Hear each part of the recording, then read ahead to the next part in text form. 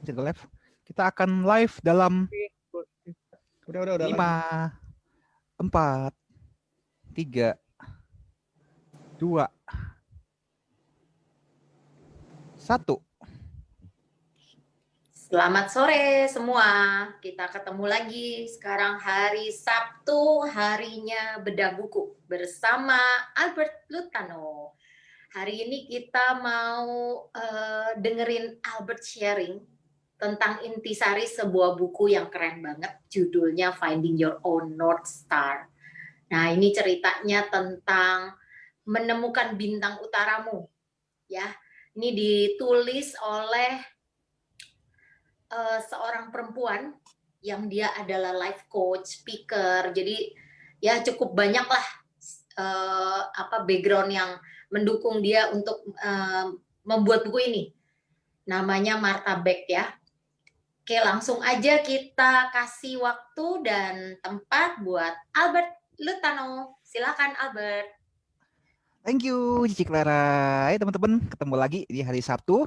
Waktunya kita bedah buku. Tapi konsepnya kita hari ini bedah bukunya kita santai ya. Kita sambil ngobrol-ngobrol. Karena kalau kita udah ngomongin buku ya, biasanya banyak orang yang bilang, aduh buku ya Bet ya, buku berapa tebel. Dan kebetulan buku yang saya akan bedah hari ini adalah 300 halaman ya. Jadi udah kebayangin, wah 300 halaman ya, mencernanya bagaimana, seperti apa. Jadi harapan saya, jadi teman-teman gak usah pusing-pusing hari ini. Kita hari ini ngobrol santai ya tentang isi buku ini. Dan saya akan coba menceritakan isi buku ini dengan cara yang fun ya, yang menyenangkan ya. Jadi yang namanya baca buku sekarang ya teman-teman bukan jadi sesuatu yang momok lagi, aduh harus baca buku ya. Dan harapan saya juga teman-teman akan terbantu juga ya, karena setiap minggu, setiap Sabtu saya akan bawakan acara bedah buku ini. Jadi kalau teman-teman ada ketertarikan dengan misalnya mau baca buku apa tapi nggak sempet ya, nggak punya waktu ya teman-teman boleh request ke saya. Nanti saya sebisa mungkin saya akan coba bedah isi bukunya dan menceritakan ulang kepada teman-teman. Nah, hari ini seperti yang Cici Clara sudah sampaikan, kita akan bahas sebuah buku ya. Nah, ini sebetulnya buku ini berkaitan masih related dengan daily sharing kita yang sebelumnya, yang mana selama 2 minggu terakhir ini kan kita sempat membahas ya tentang yang namanya goal setting ya Cici Clara ya. Jadi tentang goal setting, bagaimana kita set up goal kita, terus bagaimana kita mencapai tujuan kita. Nah, jadi sebenarnya ini masih related. Jadi sambil kita mendalami terus memahami bagaimana sebenarnya sih cara kita cara yang benar untuk membangun goal setting, men-set up goal setting sampai pada akhirnya goal setting itu bisa kita kerjakan, kita eksekusi dalam kehidupan kita sehari-hari. Nah, ini bukunya ya teman-teman ya, Finding Your Own North Star. Saya coba dari kemarin cari ya buku ini dalam bahasa Indonesia. Kemarin saya cek di Gramedia Online dan di tempat-tempat yang lain, ternyata teman-teman nggak ada buku ini teman-teman dalam bahasa Indonesia. Semuanya dalam bahasa Inggris. Tapi betul, nggak usah khawatir ya. Hari ini kita pembahasannya dalam bahasa Indonesia kok, tenang aja. Jadi buat teman-teman yang kesulitan memahami bahasa Inggris ya tenang, saya sudah terjemahkan, saya sudah akan menceritakan buku ini dalam bahasa Indonesia. Nah, jadi ini ya Finding Your Own North Star ya. North Star itu adalah ya bintang utara. Terus terang kalau di Indonesia istilah North Star itu nggak terlalu populer, nggak benar-benar kayak di Indonesia apa sih bintang utara ya. Kalau misalnya didalamin lagi, oh bintang utara bintang biduk. Bintang biduk itu apa? Ada yang namanya Ursa Mayor. Ursa Mayor apa ya? Di Indonesia tidak populer istilah bintang utara ini. Tapi kalau kita ngomong di luar negeri ya, terutama di negara-negara Amerika atau di Eropa, bintang utara itu sudah kayak menjadi apa ya? Menjadi semacam guidance ya bagi mereka. Mereka udah paham kalau kita ngomongin North Star, oh iya North Star ya. Mereka udah ngerti, udah paham banget. Nah, nanti kita lihat ya apa itu North Star ya. Nah, kita sekarang mau lihat dulu ini siapa sih yang nulis buku ini. Yang buku ini ditulis ternyata oleh seorang wanita, seorang penulis Amerika ya. Kebetulan dia juga adalah seorang life coach juga ya, bernama Martha Beck ya. Martha Beck ya, bukan martabak ya teman-teman ya, Martha Beck ya. Nanti ada yang nyolek tuh katanya kok martabak apaan itu, bukan, ini Martha Beck namanya. Jadi Mrs. Beck ini dia itu doktor dan PhD ya, profesor dari Universitas Harvard ya. Jadi dia sendiri sudah menulis cukup banyak buku. berdasarkan riset saya kurang lebih saya menemukan beliau ini sudah menulis kurang lebih hampir 30 buku dengan berbagai judul ya. Kebanyakan buku-bukunya berkaitan dengan pengembangan diri, itu tentang spiritual ya. Jadi setelah saya menemukan buku ini, saya jadi kepengen lihat buku-buku yang lain ini kayaknya oke-oke ya, keren-keren semua ya. Jadi saya kepengen juga baca-baca yang lain. Tapi hari ini kita fokus dulu ke yang Bintang Utara ini. Nah, Ada ini The Joy Diet itu, ada apa? yang diet ya, The Joy Diet. Ada banget banyak nih. Terus Finding Your Adam, Expecting Adam ya. Itu buat yang para wanita yang sedang mencari Adamnya. Wah, ini Mana-mana ya ininya ya, bukunya itu macem-macem yang dibahas ya. banyak banget. Dari sisi Keren. The 4-day win itu apa tuh? Change? Yang itu berkaitan dengan ini juga, dengan makanan juga ternyata. oh, Nah, oke. jadi bagaimana kita bisa memahami makanan ya, terus apa yang masuk ke dalam tubuh kita ya kurang lebih dalam 4 hari itu kurang lebih.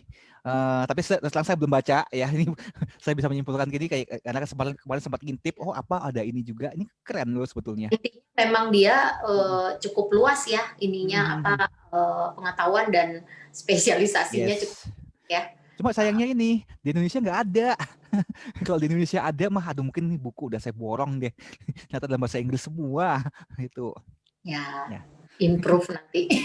Jadi, Nah, oke. ini teman-teman ya, kurang lebih ada 15 bab di dalam buku ini, cukup lumayan 300 halaman dan kemarin saya lalap dalam waktu ya lumayan ya teman-teman, hanya kurang dari 48 jam. Tapi memang ini buku ini cukup mencerahkan. Nanti saya akan cerita teman-teman ya dari 15 bab ini rangkumannya apa aja. Nah, sekarang inti dari buku ini teman-teman ya, kalau tadi ada saya bilang ada 15 chapter, 15 bab, habis itu ada ratusan halaman, 300 halaman lebih ya. Tapi inti dari buku ini sebetulnya apa sih sebetulnya? Nah, di sini saya mendapatkan merangkum jadi empat macam ya, empat kesimpulan di sini. Yang pertama, buku ini adalah menjelaskan, menerangkan apa tuh yang disebut dengan bintang utara, terutama bintang utara yang ada di dalam diri kita. Ternyata ada loh di dalam tubuh kita itu, pencipta kita, Tuhan kita sudah naruh bintang utara dalam diri kita. Keren banget. Nanti itu apa kita akan jelaskan berikutnya. Kemudian itu kita membahas tentang diri kita ya, esensial diri kita sama esensial sosial kita ya. Itu apa? Nanti kita akan bahas. Kemudian tentang intuisi kita ya, ternyata Tuhan tuh ajaib loh. Dia udah nyiapin semacam alat di dalam tubuh kita, semacam kompas di dalam tubuh kita yang namanya intuisi ya, menurut buku ini ya. Dan kemudian ada 4 area yang mana kita bisa mengubah hidup kita ya, hal-hal yang bisa mengubah hidup kita untuk membuat sebuah perubahan dalam hidup kita. Nah, ini kita bahas satu-satu ya teman-teman ya. Mulai dari yang pertama ya, apakah yang dimaksud dengan bintang utara. Tapi sebelumnya teman-teman, saya pengen dengar dulu ya. Kalau teman-teman dengar istilah bintang utara, North Star, apa sih yang terpikir dalam pikiran teman-teman? Mungkin Pak Handoyo bisa kasih itu, dengar North Star, bintang utara, Cici Clara, apa sih bintang utara itu? Ada bayangan nggak sih apa itu? Bintang Bintang yang, panutan. bintang yang ada di utara. Itu pertama kali ya, terus terang ya, begitu dengar istilah North Star, bintang utara, yang kepikir apa tahu nggak? Merek plastik. Iya serius.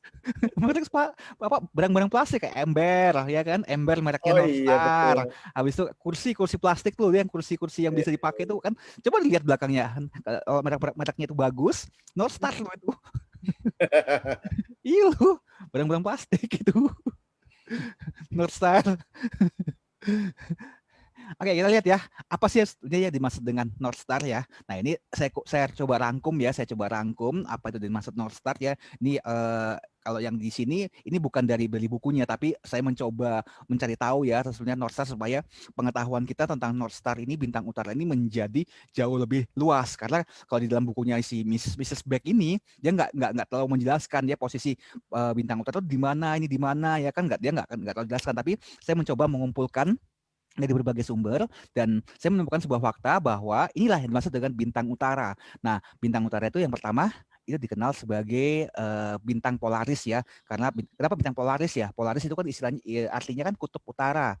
Jadi bintang ini posisinya kalau misalnya kita berada di kutub utara, dia tuh ada persis posisinya di atas kepala kita ya, selalu ada di utara.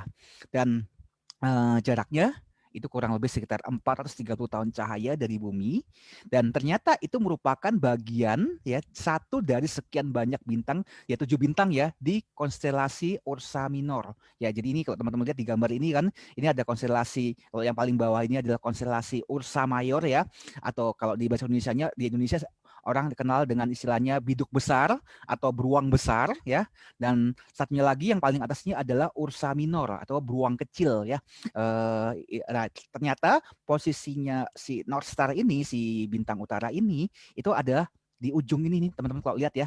Jadi satu dari 7 bintang ya di gugusan Ursa Minor ini seperti ini. Nah ini kan kalau di Indonesia ada bilang nih gayung ya, kayak gayung nih cedokannya, ini tangkainya ya, itu kan kayak gini. Dan ini dia ada di Ursa Minor, dan ternyata bintang North Star ini, bintang utara ini itu besar banget, lebih besar dibandingkan matahari. Bisa dikatakan 40 kali lipat, 40 kali lebih besar dibandingkan matahari ya. Dan karena jaraknya jauh, sangat jauh dari bumi ya, bumi entah di mana jauh ya, itu sebabnya kita seakan-akan melihat bahwa bintang utara ini dia jauh lebih kecil dibandingkan matahari. Jadi cahayanya tidak seterang seperti matahari ya teman-teman.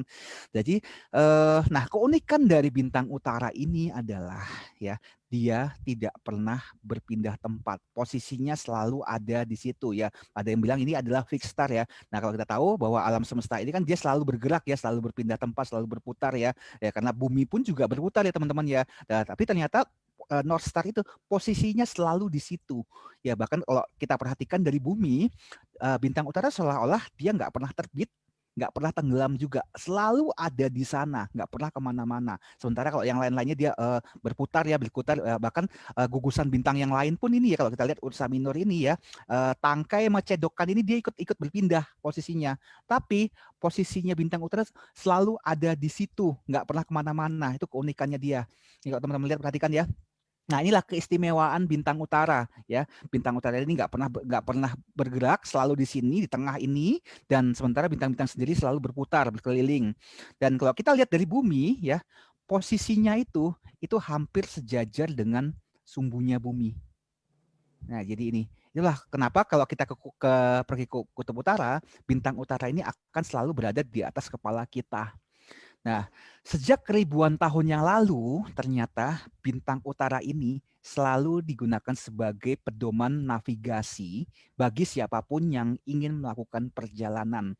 Entah itu para pelaut ya, entah itu para pengembara, pengelana ya. Zaman dulu kan belum secanggih sekarang ya teman-teman ya. Dulu kan kalau kita mau kemana-mana pasti ada yang milih jalan kaki ya, ada yang lewat kapal ya, dan itu perjalanannya bisa berlangsung berminggu-minggu sampai bertahun-tahun ya, mungkin ya seperti itu ya teman-teman. Dan waktu itu kan juga belum terlalu dikenal yang namanya penunjuk arah kayak GPS, kayak apa hari ini kita punya Google Map, habis itu kita punya Waze ya. Zaman dulu ya paling mereka punya kompas yang sangat sederhana ya. Jadi apa yang mereka gunakan sebagai pedoman ya ini teman-teman, bintang utara ini teman-temannya itu yang selalu menjadi pedoman bagi mereka ya. Jadi hanya ini, ketika mereka tahu posisi bintang utara, akhirnya mereka bisa tahu arah timur di mana, arah selatan di mana, arah barat di mana, berdasarkan patokan dari bintang utara ini.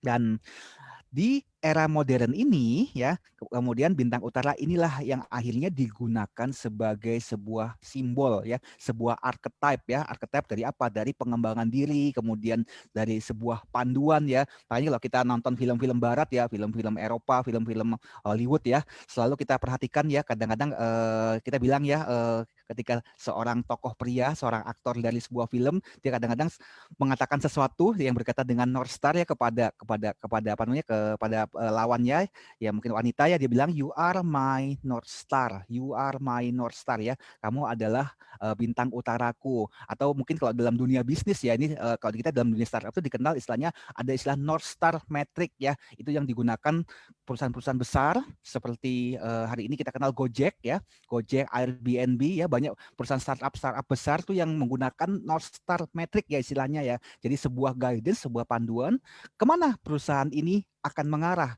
tujuannya mau apa, matriksnya apa ya. Jadi berdasarkan apa kita mengukur kemajuan sebuah perusahaan. Nah, jadi itu kalau di luar negeri itu cukup dikenal ya istilah North Star ini ya. Banyak orang-orang luar negeri udah paham kalau kita ngomong North Star, oh ya ini berarti ini guidance-nya ya, tujuannya mau kemana. Ya di Indonesia aja yang kita nggak terlalu populer di sini. Sedangkan kalau di luar negeri itu sudah menjadi mungkin bagian dari kehidupan kita sehari-hari ya di sana ya teman-teman ya.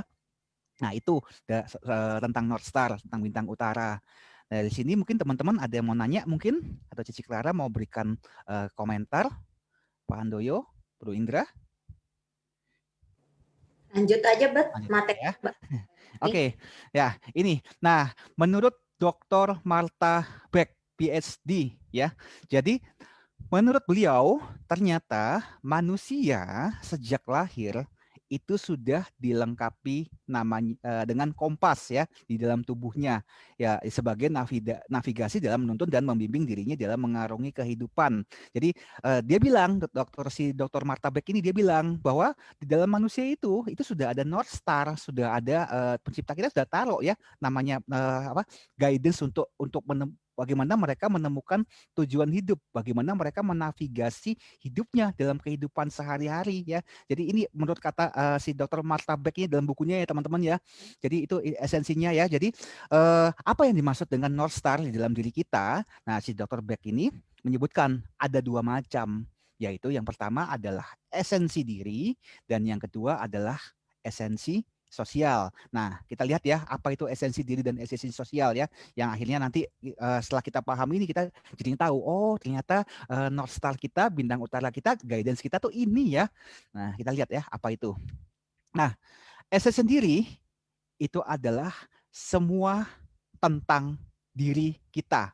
All about us ya, semua yang ada di dalam diri kita. Nah, kalau saya mengutip istilah dari yang minggu lalu ya kita sempat bahas hack habit ya, itu adalah voice-nya kita, suara kita yang terdalam. Jadi ini meliputi apa aja, ada kepribadian dasar kita, kemudian apa yang kita sukai ya, atau hobi kita, kemudian apa passion kita, apa yang benar-benar kita setiap hari itu benar-benar rindukan, inginkan ya, passion kita, kemudian bicara juga tentang reaksi emosional kita, dan kemudian ada bicara tentang identitas diri, kemudian lifestyle kita. Jadi semua yang tentang diri kita itu adalah esensi diri ya, itu semua kita. Jadi kalau kemarin kita belajar ikigai ya, ini ikigai kita, ikigai esensi diri adalah ikigai kita, adalah voice kita ya yang ada di dalam diri kita. Nah, berikutnya kalau yang kedua adalah esensi sosial. Nah, esensi sosial ini adalah yang dimaksud adalah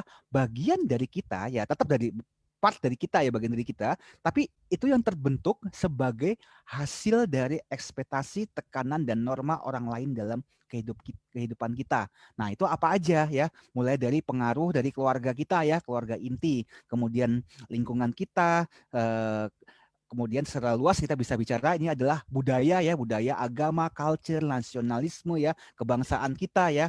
Nah, dari sinilah teman-teman esensi sosial ini kita kemudian akan belajar yang namanya social skill. Nah, social skill itu apa? Ini yang seperti yang digambar yang di kiri ini teman-teman ya.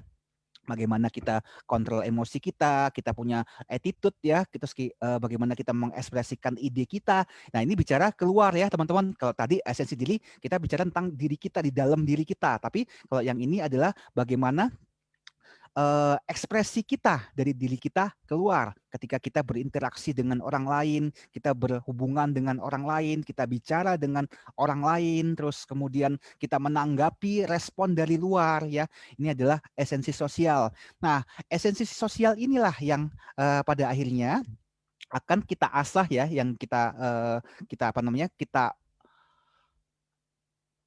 tingkatkan terus-menerus, kita naikkan, kita kembangkan terus-menerus untuk apa? Untuk kita bisa pada akhirnya menunjukkan kemampuan kita itu kepada dunia luar ya, itu teman-teman ya. Jadi kalau esensi diri itu benar-benar dalam diri kita nggak usah ini lagi, kita nggak usah rubah, kita nggak usah kita nggak usah kembangin lagi, tapi esensi diri inilah yang kita akhirnya kita akan tingkatkan, kita akan asah.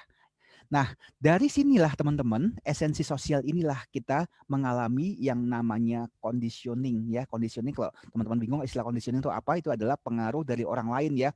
Jadi ya kadang-kadang kita kadang-kadang mengalami ya dalam kehidupan kita sehari-hari conditioning, pengaruh dari orang lain. Kita maunya begini, tapi orang lain di sekitar kita maunya begini ya. Akhirnya kita dapat titik tengahnya ya. Jadi kita mulai kompromi ya supaya bisa menyenangkan orang lain seperti apa, yaitu salah satunya adalah conditioning. Nah, ini menurut kata si Mrs. Beck ya. Esensi diri itu adalah kompasnya kita, kompas yang paling canggih yang akan terus-menerus mengarahkan kita ke bintang utara ya, karena itu sudah ada dalam diri kita. Nah, sedangkan esensi sosial adalah seperangkat keterampilan yang akan benar-benar membawa Anda menuju tujuannya ini apa ya, ke bintang utara. Jadi teman-teman paham ya, kalau sudah bahas seperti ini ya, esensi diri adalah kompasnya ya, sudah ada dalam diri kita nggak perlu cari lagi ya. Itu yang sempat kita bahas kemarin, ikigainya kita, terus kemudian voice-nya kita ya kalau kita bicara egg habit ya. Sedangkan esensi sosial tadi adalah bagaimana membuat diri kita supaya bisa mencapai mengarahkan diri kepada bintang utara yang kita punya ya teman-teman ya. Jadi kalau esensi sosial adalah keterampilan kita, kemudian cara kita bersosialisasi, talenta kita ya, yang pada akhirnya membawa kita ke makin mendekat kepada North Star-nya yang kita miliki. Nah, nih di sini Dr. Beck menjelaskan bahwa ternyata banyak orang di luar sana itu lebih banyak hidup berdasarkan esensi sosial, dan dia mengorbankan esensi dirinya sendiri ya teman-teman ya. Jadi lebih banyak orang ternyata di luar sana lebih banyak hidup berdasarkan sosial ya, berdasarkan apa yang dari luar dirinya. Nah, ini yang disebutkan conditioning ya. Mereka membiarkan orang lain lantas mengarahkan dan mengontrol arah hidup mereka. Nah, ini yang akhirnya membuat orang lain tuh keluar dari jalur bintang utaranya mereka. Misalnya, contohnya ya, ini ada 2 contoh yang saya buat di sini teman-teman ya. Yang pertama, ada seorang anak yang terpaksa mengambil kuliah kedokteran ya, dan pada akhirnya dia mengakui bahwa sebetulnya dia kuliah kedokteran itu bukan passionnya dia, bukan keinginannya dia, bukan impiannya dia, tapi karena itu adalah impiannya orang tuanya ya, bukan impiannya sendiri ya. Jadi dia terpaksa untuk ambil kuliah kedokteran. Ini salah satu contohnya ya. Nah, kemudian yang kedua, contoh kedua adalah seorang wanita yang dia menyadari bahwa di usia paruh bayanya dia hanya mengikuti keinginan suaminya untuk dia tidak bekerja, yang pada akhirnya itu dia membuat hidupnya itu terasa membosankan ya, merasa hampa dalam dirinya. Nah, ini adalah salah satu contohnya ya teman-teman ya. Nah, nih study case ya. Kita bicara study case-nya ya teman-teman ya. Esensi diri dan esensi sosial. Nah, kenapa esensi diri dan esensi sosial itu kita masih seimbang ya teman-teman ya. Jadi selalu kita bicara kenapa esensi diri itu selalu yang pertama, baru kedua adalah esensi sosial. Nah, kita misalnya ambil contoh gini ya, dikasih yang pertama. Misalnya kita punya esensi diri adalah saya punya passion, keinginan untuk main piano ya. Saya punya keinginan, kerinduan ya bahwa saya suka main piano. Nah, esensi sosialnya adalah saya bisa tunjukkan ke dunia bahwa saya kelihatan keren atau kelihatan berbakat ketika main piano. Ya, ini teman-teman tangkap dulu ya teman-teman ya, case study case ini ya. Ini case yang pertama. Case yang kedua ya adalah saya mau olahraga, saya mau fitness agar saya punya badan yang sehat ya. Itu adalah esensi dirinya ya. Esensi sosialnya, perhatikan. Saya bisa tunjukkan kepada dunia bahwa I can look good when I'm naked. Ya, teman-teman perhatikan di sini ya. Jadi kenapa esensi diri dan esensi sosial ini sangat saling berhubungan dan saling terkait, dan kenapa selalu harus ada yang pertama dulu, esensi diri itu yang nomor satu, baru yang kedua. Kalau teman-teman punya esensi diri, misalnya teman-teman punya passion ya dalam suatu bidang tertentu ya, punya hobi tertentu ya. Terus kemudian teman-teman nggak punya esensi sosial, ya udah cuma begitu-begitu aja akhirnya, bukan sesuatu yang teman-teman akhirnya exciting. Misalnya teman-teman punya hobi main piano ya, main begitu aja sendirian ya. tapi teman-teman mengabaikan yang namanya esensi sosial ya. Ya akhirnya teman-teman merasa ya udah main begini aja lah gitu kan. Udah, jadi teman-teman akhirnya nggak punya ambisi, nggak punya keinginan untuk menjadi lebih lebih hebat, lebih bagus lagi ya, jadi nggak ada yang ditunjukkan ke dunia luar ya teman-teman ya. Sama seperti yang kedua ini kan, teman-teman mau olahraga, mau fitness supaya badan sehat, tapi tidak ada yang ditunjukkan kepada keluar ya. Lain halnya kalau misalnya esensi sosial itu ada ya. Jadi teman-teman bisa tunjukkan, ini loh passion saya, hai dunia, inilah passion saya. Passion saya adalah main piano, passion saya adalah fitness ya. Itu ada sesuatu yang akhirnya yang membuat hidup teman-teman sehari-hari menjadi lebih semangat, lebih exciting. Nah, demikian juga sebaliknya teman-teman. Kalau misalnya esensi sosialnya yang ditunjukkan lebih dahulu ya. Misalnya dalam hal ini teman-teman mau tunjukkan keluar bahwa teman-teman berbakat dalam main piano. Tapi teman-teman nggak punya esensi diri, nggak punya passion untuk main piano dalam diri teman-teman. Ya, akhirnya apa? Ya nggak akan lama. Jadi menurut Dr. Beck ini, esensi diri dan esensi sosial ini harus seimbang, harus saling terkait ya teman-teman. Tapi harus yang pertama dulu, esensi diri itu harus ada dulu, barulah dari dalam diri sendiri barulah keluar ya. Tuh. Nah, itu yang kedua. Yang ketiga adalah kita bicara tentang intuisi diri. Menurut Dr. Beck, ternyata di dalam tubuh kita itu sudah ada sebuah alat kompas ya yang sangat-sangat canggih sekali. Tubuh kita itu dilengkapi dengan satu yang namanya emosi. Nah, emosi itulah yang merupakan alat atau pengingat atau alarm bagi tubuh kita ya. Jadi emosi kita yang akan mengatakan kepada kita apakah yang kita kerjakan, apakah yang kita sedang lakukan itu benar apa enggak ya. Emosi kita yang tahu akhirnya. Nah, itu seperti apa? Nah, kita lihat ya teman-teman ya. Nah, ini kita langsung masuk yang bagian berikutnya ya. Banyak orang bertanya kepada kita ya, lantas caranya gimana? Dari mana saya bisa tahu bahwa apa yang sedang saya kerjakan sekarang ini, apa yang sedang saya lakukan ini, itu sudah di jalan yang benar. Nah, dari mana saya tahu bahwa saya ini sedang tersesat atau mungkin saya bilang saya sedang salah jalan. Nah ini akhirnya apa? Kita tahu teman-teman ya, Dokter Biak bilang yang namanya ketidakpuasan ini bentuk emosi ya kalau kita lihat teman-teman ini adalah bentuk emosi, ketidakpuasan, kecemasan, frustasi, kemarahan, kebosanan, mati rasa, atau putus asa, ini adalah sebuah petunjuk bahwa itulah ketika esensi sosial dan esensi diri kita sedang tidak selaras atau tidak align ya. Jadi ini kita tahu ya teman-teman ya, bentuk emosinya keluar kenapa Tuhan memberikan emosi dalam diri kita ya, karena ini teman-teman ya, sebagai penanda, sebagai alarm bagi tubuh kita. Nah, ini kalau teman-teman mendalami yang namanya human design ya, ini ya yang tertulis di sini ya, yang bersama Artabek ini adalah bentuk-bentuk dari not self time ya, not self time ketika sedang tidak align dengan dirinya. Nah, ini yang keluar. Misalnya kalau tipe manifestor adalah kemarahan yang keluar. Kalau tipe generator yang keluar akhirnya adalah perasaan frustasi ya. Jadi ini adalah sebuah kompas yang ternyata Tuhan sudah taruh dalam diri kita. Jadi kita tahu bahwa ketika kita sedang menjalani kehidupan ya, kita tahu kalau misalnya kita merasakan sebuah emosi seperti ini, kita tahu bahwa kita mungkin sedang sedikit atau mungkin sudah melenceng dari jalur kita yang seharusnya kita ngikutin North Star-nya kita, bintang utara kita, tujuannya kita, tapi melenceng nih, ya kan? Nah, emosi inilah yang kemudian akan mengingatkan kita bahwa ini loh kita mungkin ada beberapa hal yang harus kita adjust supaya kita kembali align lagi dengan North Star-nya kita ya. Jadi ini teman-teman ya, seru ya teman-teman, ternyata sudah ada pengingatnya ya kalau kita tersesat, inilah emosi negatif inilah yang keluar ya teman-teman.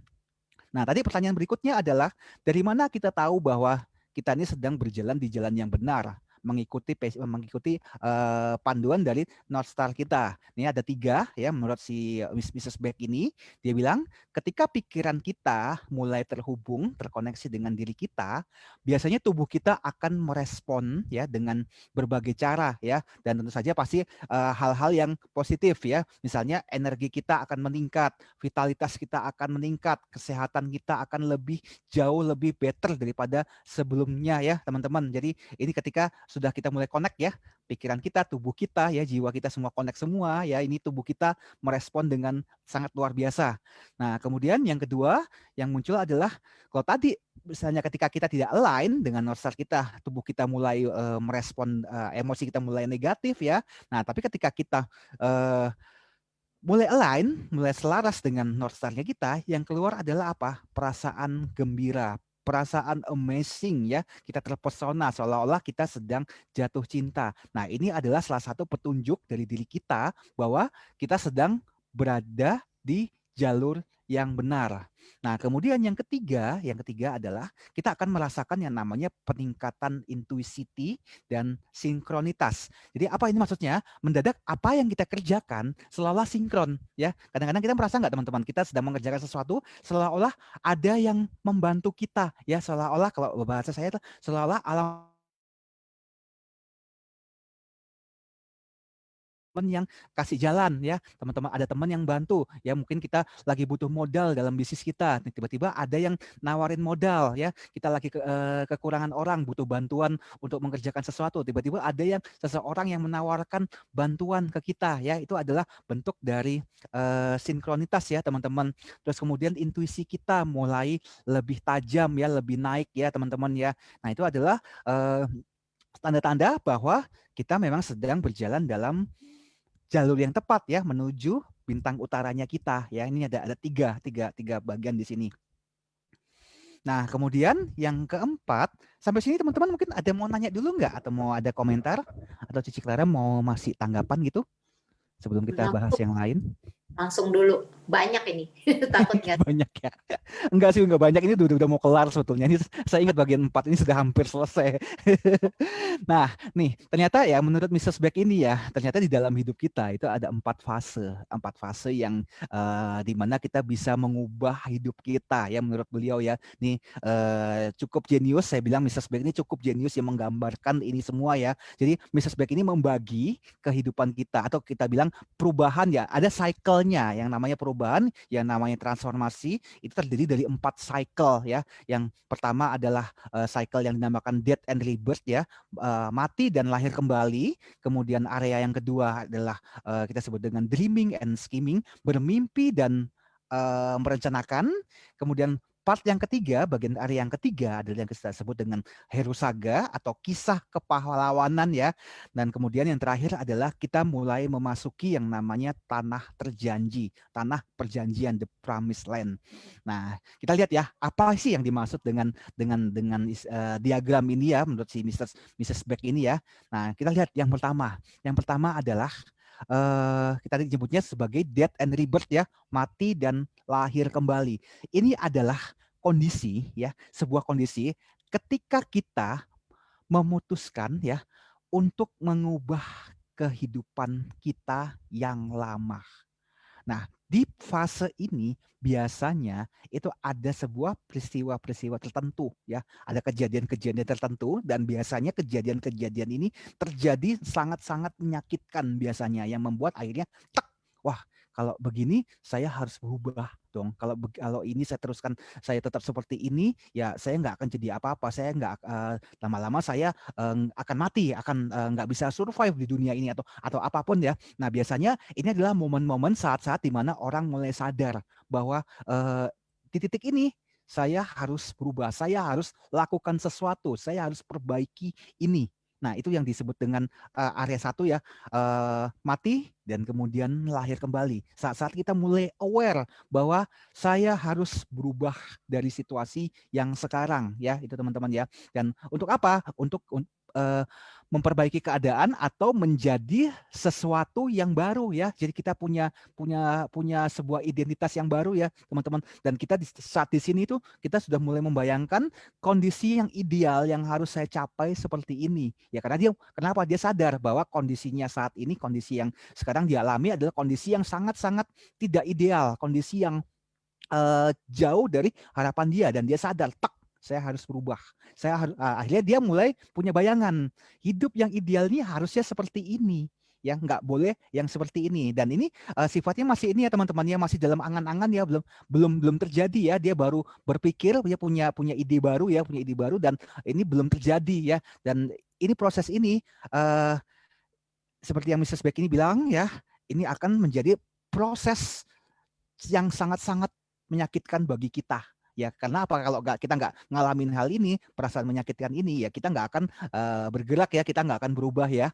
Nah, kemudian bergerak ke area yang kedua. Area yang kedua adalah ya ini disebut dengan dreaming and scheming ya. Kita mulai bermimpi dan merencanakan ya. Di fase ini kita mulai tahu, kita punya ada ide ya tentang sebuah kehidupan yang ideal ya, kondisi-kondisi yang ideal tuh yang kita mau rubah, yang kita inginkan tuh seperti apa. Kita udah mulai ada bayangan ya. Terus kemudian identitas apa yang kita inginkan ya, mungkin sebelumnya anggaplah mulai dari zero ya, dari nggak punya apa-apa, dia mulai membayangkan suatu hari saya ingin menjadi someone ya. Dia akhirnya mengcreate sebuah identitas yang baru ya. Nah, di posisi ini saatlah seseorang itu akhirnya mulai membuat blueprint tentang dirinya, tentang siapa dia, kemudian tentang apa yang dia ingin lakukan. Berikut mungkin juga dengan actionnya plan ya, langkah-langkah yang dia harus tempuh untuk dia bisa mencapai apa yang dia inginkan, identitas yang ia mau ya. Ini di area yang kedua. Nah, kemudian setelah dia paham di sini, dia sudah mengerti ini, dia sudah buat blueprintnya ini, dia sudah mulai berencana di sini, barulah dia akan masuk ke area yang ketiga ya. Di sini si Mrs. Beck menyebutkan adalah The Hero Saga. Hero Saga ya sebuah kisah kepahlawanan ya teman-teman ya. Nah, di fase inilah ketika seseorang dia mulai benar-benar menguji, dia mulai mengeksekusi rencana-rencana yang sudah dia buat di fase yang sebelumnya. Ya, karena apa? Karena dia belum pernah sampai di sini ya teman-teman ya. Dia sedang berjuang ya teman-teman menuju ke fase ideal yang dia inginkan ya. Nah, disinilah dia akan merasakan yang namanya pertarungan-pertarungan hebat. Karena apa? Jalan dia menuju mimpinya dia, ke identitas yang baru, ke impian-impiannya dia, ternyata dia baru menyadari bahwa wah nggak gampang ya untuk bisa ke sana. Nggak mudah ya, ini perjuangannya panjang ya, jalannya panjang ya. Saya harus satu demi satu ya, kayak ibarat naik tangga ya, harus step 1, step 2, step 3, dan ternyata nggak bisa ya langsung dari step 1 tiba-tiba langsung step ke 10 ya, dan dia benar-benar harus harus benar-benar berjuang di sini.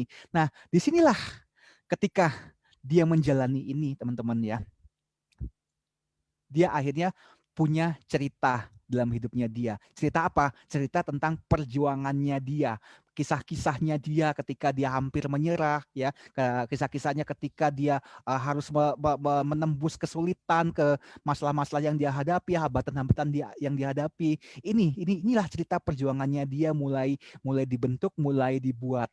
Nah, kalau dia lulus ya teman-teman, dia lulus di area ini ya. Suatu hari ada sebuah cerita yang dia bisa ceritakan, yang kemudian nanti dia bisa inspire orang lain ya dengan apa yang dia sudah lakukan. Nah, disinilah teman-teman yang namanya kisah kita dimulai. Kisah apa ya kok saya mendadak ingat kisahnya, ini sebuah lagu, kisahnya Glenn ya, janganlah.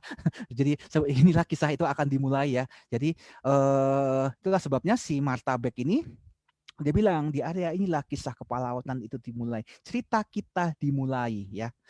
Nah, sampailah kemudian di area keempat, ketika dia akhirnya sampai kepada tujuannya dia, ketika dia sudah mulai mencapai impian yang dia inginkan, inilah suatu area yang dia sebut dengan istilah dia mulai memasuki tanah perjanjian ya, the promised land ya. Jadi dia di sini akhirnya ketika dia capai apa yang dia mau, apa yang dia impikan, akhirnya dia memiliki sebuah kesempatan yang di mana dia bisa berhenti, dia bisa beristirahat, dia menikmati hasil kerjanya ya selama ya perjuangannya ya, hasil dia berjuang ya, mungkin berbulan-bulan atau mungkin bertahun-tahun ya. Pada akhirnya ini loh hasil jerih payahnya itu bisa dia capai ya. Nah, tapi di sini si Mas Tabek ini mengingatkan ya, yang namanya area 4 ini ya, Promised Land atau tanah perjanjian ini kalau dia nggak hati-hati, dia ini bisa menjadi sebuah zona baru ya, yang kalau saya sebutnya sebagai kampret zone. Kalau si Martabak dia nyebutnya sebagai zona nyaman ya teman-teman. Kenapa? Dia akhirnya ini menciptakan sebuah zona nyaman yang baru ya, zona nyaman yang baru yang akhirnya ya udah aku udah nyaman, udah enak nih ya.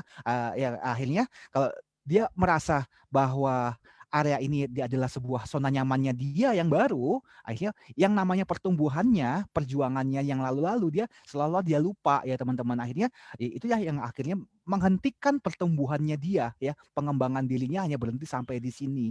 Nah, itu sebabnya ketika seseorang sudah memasuki yang namanya area tanah perjanjian ini, dia udah bisa menikmati apa hasil kerja kerasnya, dia harus menetapkan sebuah goal yang baru ya, sebuah kehidupan ideal yang baru ya, entah apapun itu, mungkin dia lebih bisa mengaktualisasikan dirinya atau mungkin dia bisa membantu lebih banyak orang, apapun itu dia harus punya sebuah goal yang baru. Kalau enggak, hidupnya akan stuck di situ-situ aja. Karena apa? Karena ya udah comfort zone-nya itu, zona nyamannya itu yang membuat dia nggak mau bergerak lagi. Padahal masih banyak area di mana dia bisa bertumbuh lebih besar lagi ya, teman-teman. Masih ada north star-nya dia lagi yang dia harusnya bisa capai. Ya kan, teman-teman? Kalau kita bayangin teman-teman, kita perjalanan lah teman-teman, kita teman-teman bayangkan hari ini teman-teman melakukan perjalanan, nggak punya kompas, nggak punya nggak punya GPS, nggak punya Waze, nggak punya Google Map, teman-teman melakukan perjalanan ya, anggaplah ke satu tempat. Pedomannya apa teman-teman? Pedomannya adalah North Star, ada bintang utara yang ada di atas sana ya. Nah, ketika teman-teman suatu hari mencapai suatu tempat ya kan, tempat yang teman-teman capai ya. Nah, sebetulnya masih ada lagi tujuan yang teman-teman bisa tingkatkan, tujuan-tujuan yang lain yang teman-teman bisa raih. Tapi teman-teman memutuskan untuk enggak aku sampai di sini aja udah cukup, hidup saya udah cukup ya. Ya sudah, ketika teman-teman bilang saya sudah cukup sampai di sini, saya nggak mau ngejar goal yang lain, saat itulah pertumbuhan diri, pengembangan diri teman-teman itu akan berhenti. Ya udah sampai di situ aja. Teman-teman nggak akan melihat tanah perjanjian yang lain ya, area-area baru yang lain yang mungkin teman-teman bisa raih. Nah, inilah area keempat yang disebut dengan tanah perjanjian. Nah, ini kita sudah sampai pada kesimpulan ya, teman-teman ya. Di sini kesimpulan dari yang tadi sudah saya ceritakan di sini. Kesimpulannya adalah bahwa teman-teman masing-masing, setiap dari kita, siapapun itu, ternyata sudah memiliki yang namanya bintang utara di dalam diri kita. Ya, tugas kita itu adalah kita hanya mencari tahu, mengeluarkan apa yang ada di dalam diri kita. Dan si Martha Beck ini sudah menjelaskan ya bahwa ternyata bintang utara itu terdiri dari dua bagian, yaitu dari esensi diri kita dan kemudian esensi dari sosial kita. Nah, inilah yang teman-teman harus definisikan, yang cari tahu benar-benar diolah ya. Saya sendiri ya, kita udah belajar 2 minggu terakhir ini tentang ikigai, tentang the voice yang ada di dalam diri kita ya. Teman-teman harus definisikan dulu apa yang benar-benar teman-teman inginkan dalam hidup ini ya. Yang benar-benar suara yang ada di dalam batinnya teman-teman sendiri.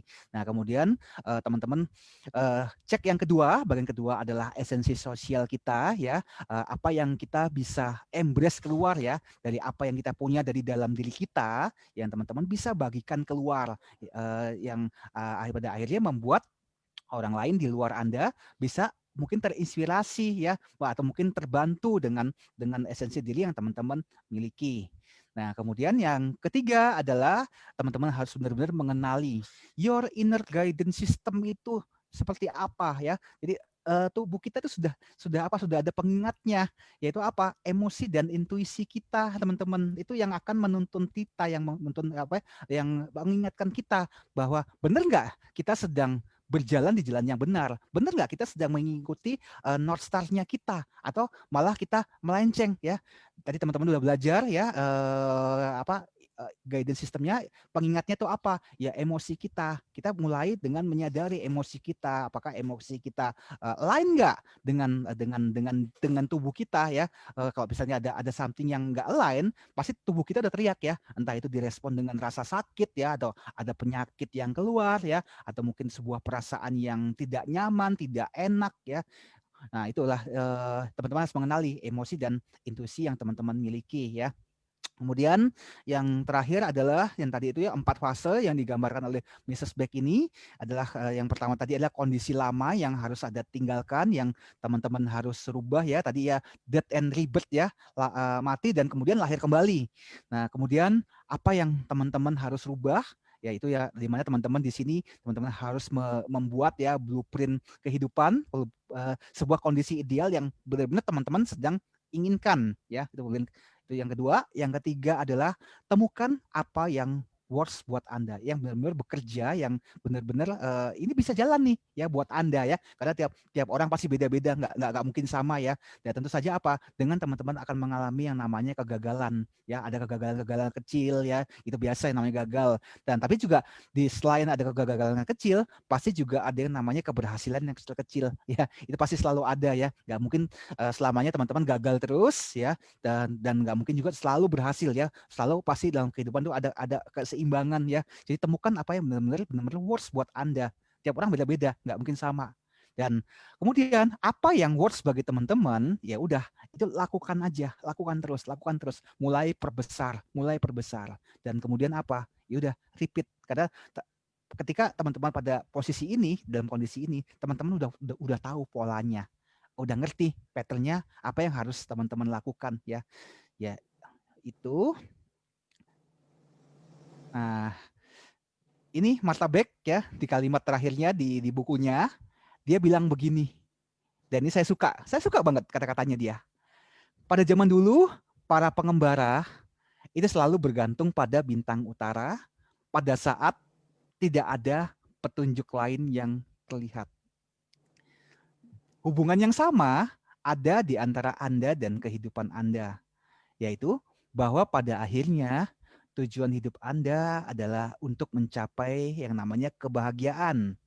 Dan dia bilang begini, saya percaya bahwa pengetahuan tentang kehidupan yang sempurna itu sudah ada di dalam diri Anda, seperti halnya bintang utara yang posisinya tidak pernah berubah.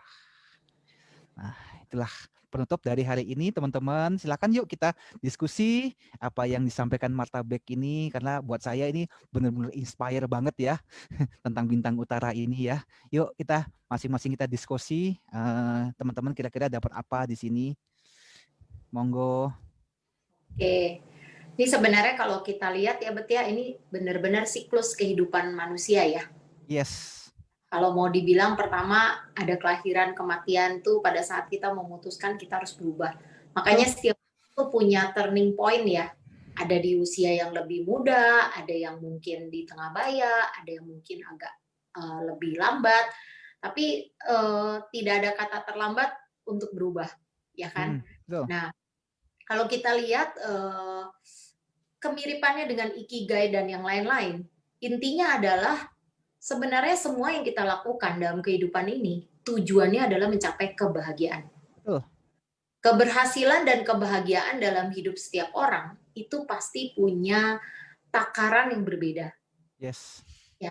Dan kita dan kalau kita kembali kepada apa ya, ibarat kata penciptaan awal manusia, bahwa ya kalau mungkin di dalam agama tertentu kayak agama Kristen, kita mengenal yang namanya ya penciptaan Allah itu sempurna ya, sesuai dengan citranya. Jadi sebenarnya sebelum kita berkata bahwa wah saya nggak bisa, itu sebenarnya kan kita sudah melimitasi batas-batas yang kita bikin sendiri.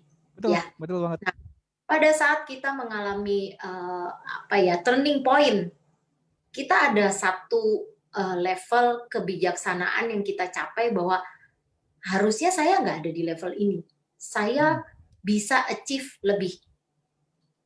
Disitulah saat itu orang biasanya akan memulai untuk menata kembali mimpinya, plan-plan hidupnya, membuat goal yang baru, ya kan? Betul. Nah, dan melihat segala possibility dan belajar untuk membuka diri untuk melepaskan diri dari rasa keterbatasan.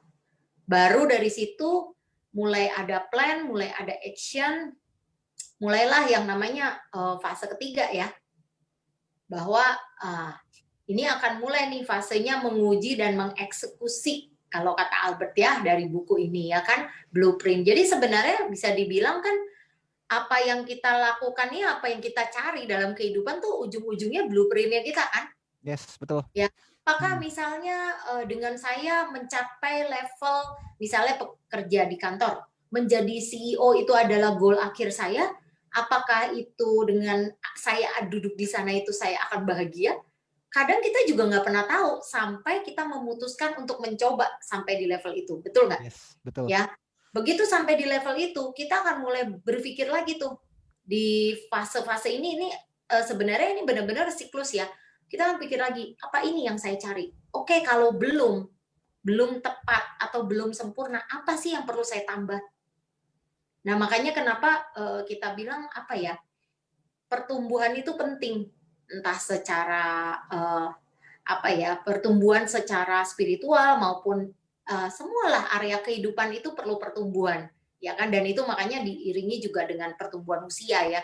Makanya kalau kita lihat, wah, kita bisa bilang orang, kok dia nggak dewasa sih ya dengan usianya segitu. Tapi kita harus berkaca balik ke diri kita, apakah kita cukup dewasa, ya kan? Yes, betul. Benar. Nah, sebenarnya buku-buku ini kalau kita perhatiin koneksinya tuh sama, cuman mereka membahasakan dengan bahasa yang berbeda. Step-nya pun sama, tapi Yes. kadang-kadang penjabarannya mereka punya istilahnya masing-masing Betul. berdasarkan background knowledge yang mereka udah pelajari, pencerahan yang mereka udah alami dalam kehidupan. Nah, itu membuat mereka menuliskan sesuatu dari apa pengalaman yang sudah mereka dapatkan, sehingga ya cobalah kita, makanya baca-baca buku itu kita akan lihat tuh yang mana nih yang paling pas buat kita caranya, cara berpikirnya, cara kerjanya, sehingga kita benar-benar bisa menemukan cara nih tercepat untuk mencapai goal kita. Ya kan, jadi maksudnya walaupun memang benar harus ada trial and error dalam hidup, tapi kita bisa minimize nih. Dengan belajar gini kan kita dapat clue nih, dapat tips nih. Oh, dari Martha Beck tuh dia suruhnya begini, rambu-rambunya ini loh. Kalau kita merasa ada yang nggak beres, udah jangan diterusin. Kita coba cari mana. Karena kan di sini dia mementingkan juga yang namanya intuisi. Betul. Kalau hati kita nggak happy, terus merasa ada yang salah, cari tahu. Salahnya di mana? Kenapa? Apakah ini masih mau saya lanjutin? Ataukah saya harus ganti arah atau apa? Nah, makanya kadang-kadang ujung-ujungnya ya kita kalau mau lihat mindful ya, balik lagi meningkatkan awareness. Nah, kita harus sadar banget apa yang kita lakukan, efeknya, dan bagaimana kita harus bereaksi. Nah, itu kembali lagi ke buku Seven Habits, 8 Habits ya, karena di sini dia juga ngomong tentang masalah sosial. Jadi bukan cuman kita ngomong untuk diri kita sendiri tuh, esensi sosial dan esensi diri. Setelah kita mendapatkan sesuatu dalam diri kita, untuk diri kita pasti akan mulai berpikir kontribusi saya terhadap lingkungan apa. Mau dari lingkungan terkecil sampai terbesar, terserah.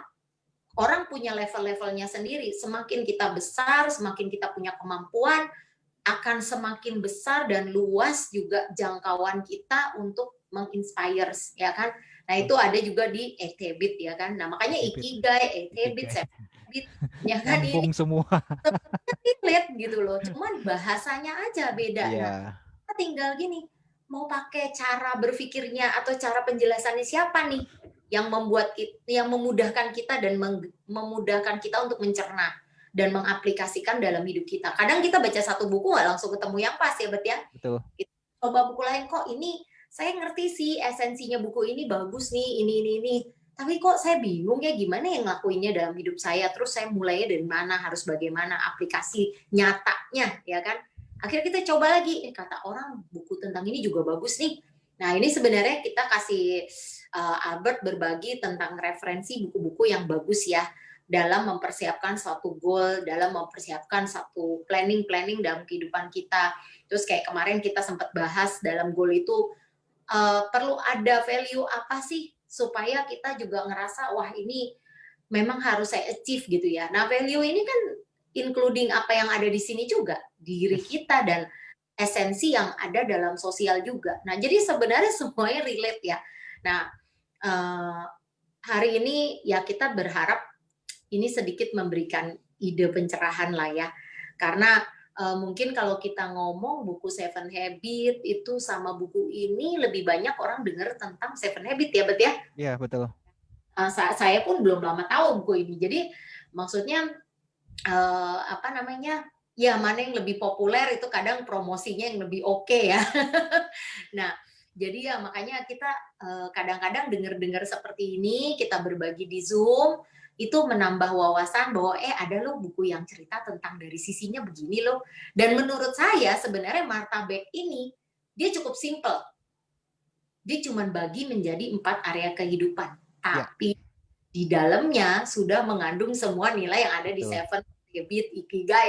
Jadi simple. Jadi sebenarnya untuk awal kayaknya ini bagus untuk sebelum masuk Seven Habit, sebelum masuk ke ini tuh kayak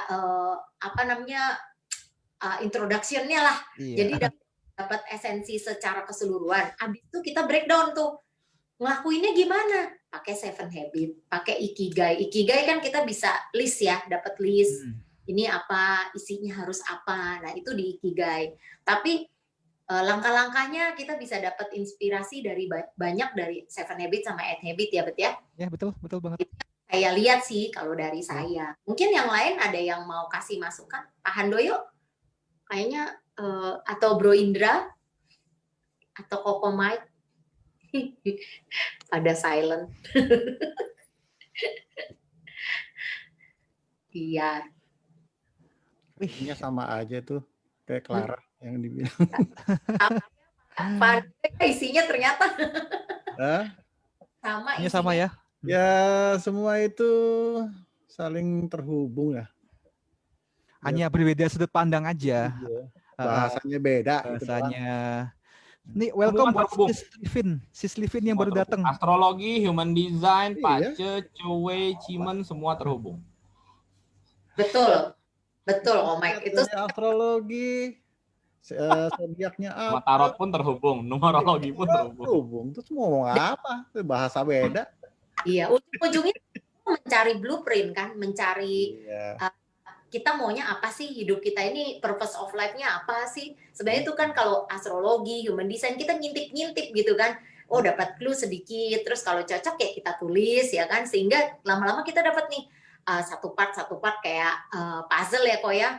Habis itu disatuin, aduh ini ternyata big picture-nya gitu yang saya perlu lakukan, perlu jalani. Ya memang benar pada saat step-step itu didapatkan dalam perjalanannya, memang kepuasannya akan berbeda dari sekedar achieve sesuatu yang berbau materi ya kan atau fisik gitu ya. Itu yang saya lihat. Dan memang kelas-kelas kita itu sangat banyak membantu. Jadi kalau misalnya yang masih no idea kayak saya harus mulai dari mana ya. Terus saya tuh sebenarnya cocoknya kerja apa ya? Terus apakah ini adalah passion saya ya? Cobalah ikut kelas-kelasnya Ko Michael ya.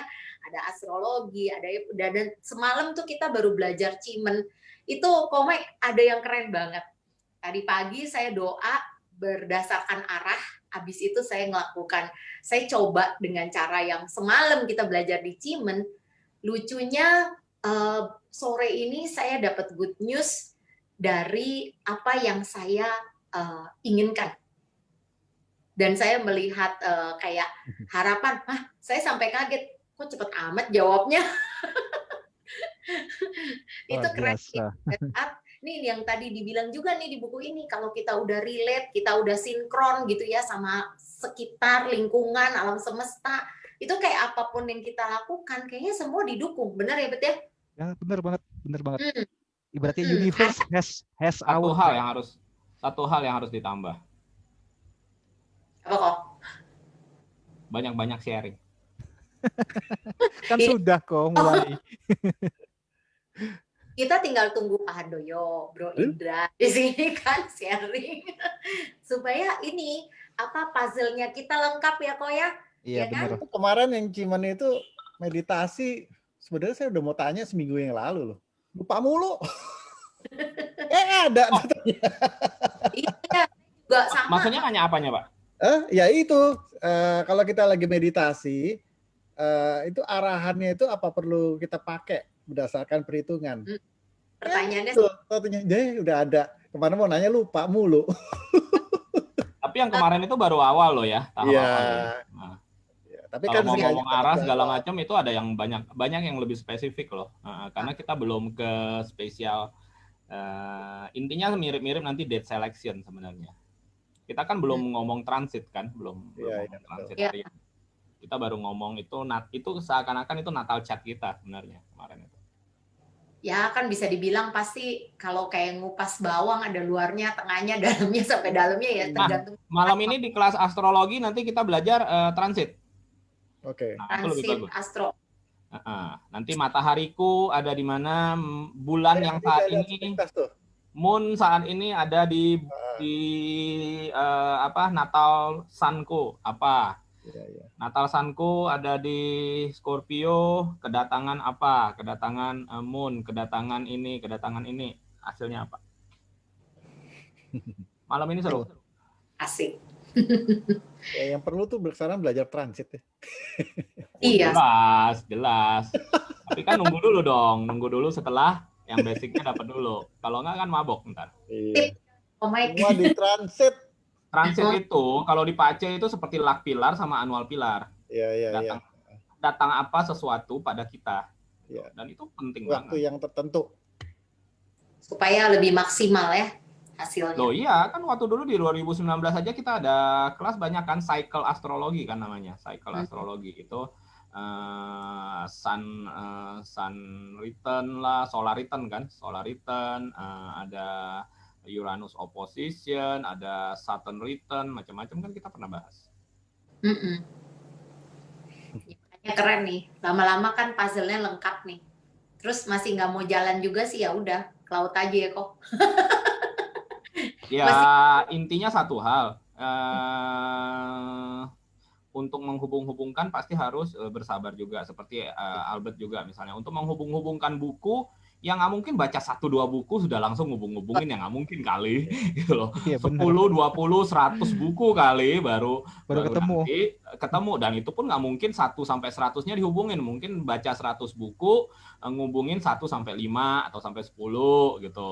Nah, untuk menghubungkan 1-20 perlu 200 buku misalnya, misal gitu. Pasti dong, pasti. Step by step, tapi semua pasti ada. Ya makanya harus gabung sama grupnya Sage Divine dan Network Number One Eko ya, biar menemukan puzzle-mu sendiri sampai jadi utuh. Minggu depan lebih seru lagi. Kita bahas Atomic Habit. Nah, Gimana? Kita mulai jabarkan goal kita bisa dipecah-pecah. Dan ternyata untuk kita bisa mencapai sebuah kesuksesan, keberhasilan, kan banyak di luar sana tuh yang bilang, motivator bilang, kalau kita mau berhasil, mau sukses yang besar, kita harus do massive action. Nah, ternyata ada rahasianya lagi. Tidak perlu terlalu yang massive action. Kalau massive action lama-lama apa capek kita. Mungkin energi kita nggak cukup. Cukup dengan tiny habit yang kecil-kecil. Tapi itu dilakukan rutin setiap hari. Nah, kalau menurut buku ini yang kita minggu depan akan bahas, ini bocoran nih, kita dengan hanya melakukan 1% saja kebiasaan yang baru setiap hari, dalam waktu 1 tahun, itu bisa kita akan menjadi 37 kali lebih hebat dibandingkan yang sekarang ini. Hanya dengan 1%, 1% yang mungkin kadang-kadang, lu ngakuin apa sih, kayak lu nggak ngapa-ngapain kayak, tapi progres itu di akhir tahun itu 37 kali lipat lebih besar daripada yang dari kita sekarang ini. Nanti kan minggu depan seru ini. Paling kalau mau instan, kalau mau nasihat instan, aku paling gampang bisa kasih satu hal sebenarnya. Kalau tidak terbiasa baca buku atau terbiasa baca apapun yang baru ya, luangkan waktu minimal 30-60 menit satu hari, setiap hari. 30 menit aja setiap hari baca buku baru, cari buku yang nggak ada hubungan dengan, kayaknya nggak ada hubungan sama kerjaan kita sekarang, tapi kayaknya ini, jangan hanya baca buku yang, kalau aku orangnya komputer gitu kan, digital programming gitu, bacanya buku programming terus, nggak usah, baca buku yang lain 30 menit sehari. Ya kalau mau shortcut dengerin acara-acara yang membahas buku. 30 menit sehari. Karena itu membuat kita menyadari pertama kali adalah kita ada di dalam tempurung apa. Dan kita akan menyadari bahwa di luar tempurung yang kita yakini saat ini, ternyata ada apa di luar tempurung ini. Sehingga pada saat kita berkesempatan keluar dari tempurung itu, kita tidak terjebak di dalam tempurung yang baru. Itu dia. Makanya pentingnya open mind ya.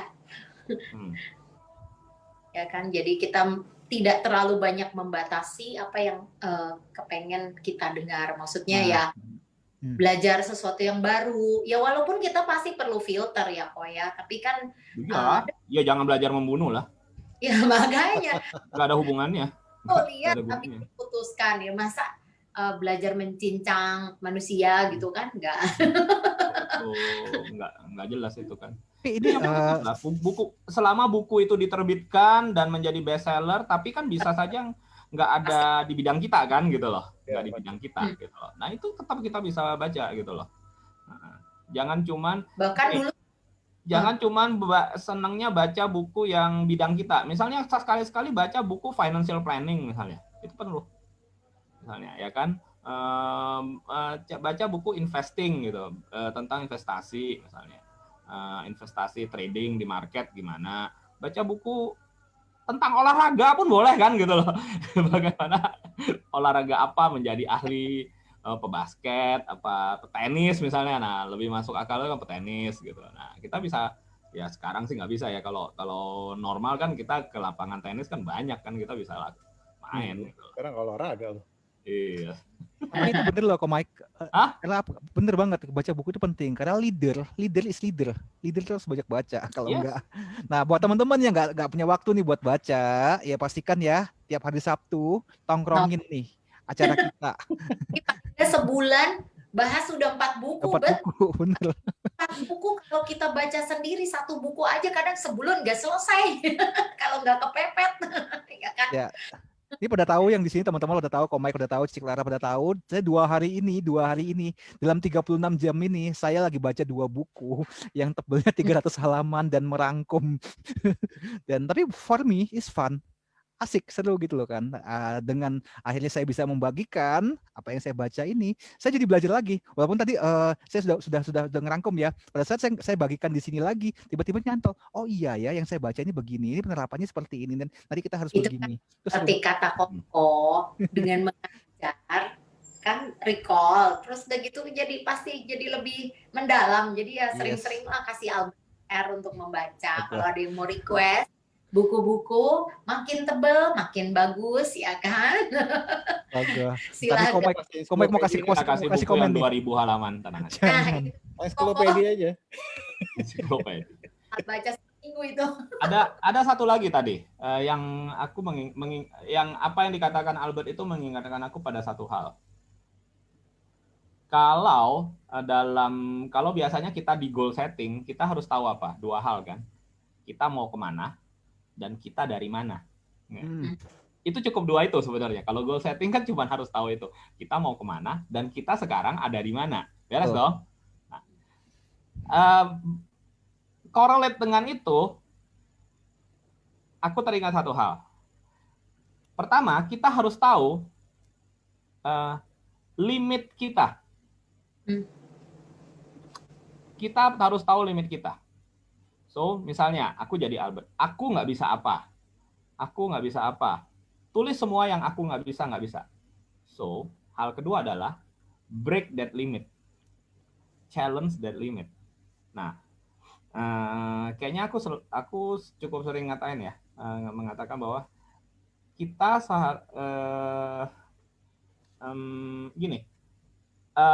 testing our own limit. Iya. Misalnya, sekarang ini kita sudah sibuk. Ini paling gampang. Sekarang ini kita sudah sibuk semua. Ya enggak? Dari sebelum pandemi ke pandemi ini kita pasti lebih sibuk nih.